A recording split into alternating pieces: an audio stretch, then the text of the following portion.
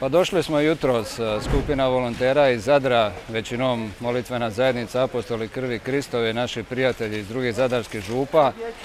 S jednim autobusom, evo, od jutros smo tu, radili smo malo na istovaru stvari iz pomoći koja je dopremljena u ovo skladište. Nakon toga smo prešli na sortiranje odjeće i obuće.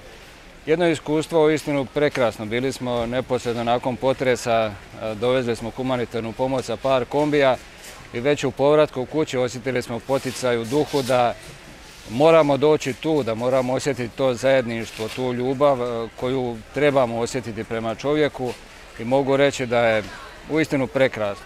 Lijepo je moliti, lijepo je sve, ali ne osjetiti uistinu tu potrebu ljudi koju oni sada trebaju, ne dati sebe u punini danas ima kad nas trebaju, mislim da je nešto, jedno prekrasno iskustvo. Evo, pozivam sve druge, dođite, osjetite tu kršćansku ljubav, predivno je.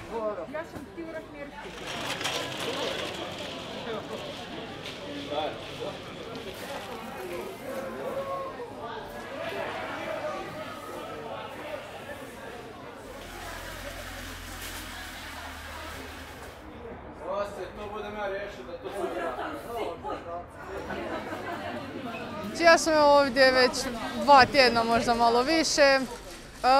Posla ima na svakom dijelu. Evo, moja prva bitna baza su bila hrana, slatkiši i to. Sad većinom radim s ljudima, pakete koje ljudi traže.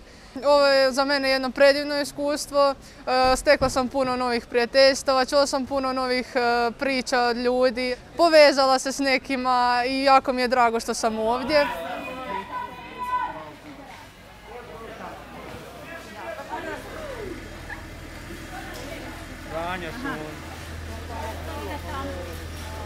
Mnogo ljudi se čini da im je teško i onda im pružimo neki razgovor koji će im usrećiti. Dolaze ljudi pomoć na sve strane. I dolaze nam i šlepera iz Austrije, Bosne, Njemačke.